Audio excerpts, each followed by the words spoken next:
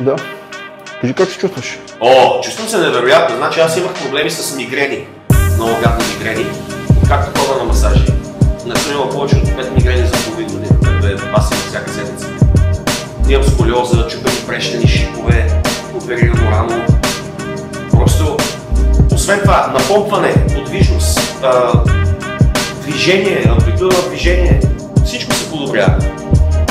Толеранс на болка, всичко се подобрява. Да. А и самата мускулатура, в смисъл, буквално има, примерно като правиш ледени душове, стига кръвта до някакви кръвоносни съдове по принцип. Дали ще стигне.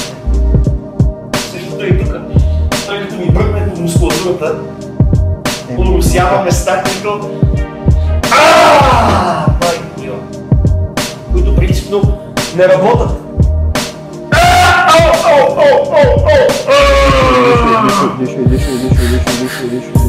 Ей, секунда само така. Буквално. Аз мисля, че буквално му върши. Ей, секунда само. Напълни ли слепи предното от финишното работа? Дишай, допусни си кой дишай. Няма ли в предното мишницата вече? На бицепс преди това.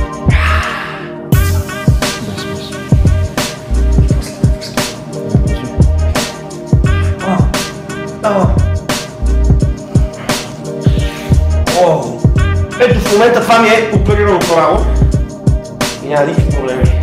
Видай ми. Това е по-здраво. Не е оперирано.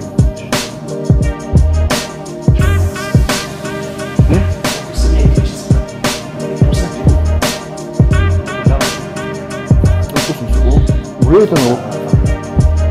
Маскалата натискам. Знам, ако явно е нещо. Има места, къде става чувствително. Само Да, ръката ми се.